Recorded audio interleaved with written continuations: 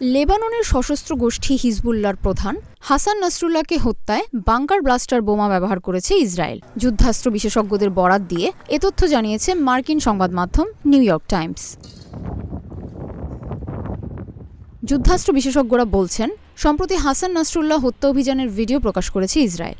সেই ভিডিও বিশ্লেষণ করে দেখা গেছে, হামলায় ব্যবহৃত বিমানগুলো সম্ভবত 2000 পাউন্ড ওজনের বোমা বহন করেছিল। গত শুক্রবার রাতে লেবাননে ইসরায়েলের বিমান হামলায় হাসান নাসরুল্লাহ নিহত হন। 3 দশকের বেশি সময় ধরে তিনি হিজবুল্লাহর নেতৃত্বে ছিলেন। ওই অভিযানে ইসরায়েল অন্তত 8টি যুদ্ধবিমান ব্যবহার করেছিল। ইসরায়েলের প্রকাশিত ভিডিও বিশ্লেষণ করে বিশেষজ্ঞরা বলছেন, যুদ্ধবিমানগুলোতে কমপক্ষে 15টি বাংকার ব্লাস্টার বোমা ছিল। প্রতিটি বোমার ওজন ছিল সম্ভবত 2000 পাউন্ড। এর মধ্যে যুক্তরাষ্ট্রের তৈরি BLU-109 বোমাটিও ছিল। বোমাগুলো বাংকার ব্লাস্টার নামে পরিচিত বলে জানিয়েছেন মার্কিন সেনাবাহিনীর সাবেক বিস্ফোরক অস্ত্র বিশেষজ্ঞ ট্রেভার বল। তিনি বলেন, বোমাগুলো বিস্ফোরণের আগে ভূগর্ভে প্রবেশ করতে পারে।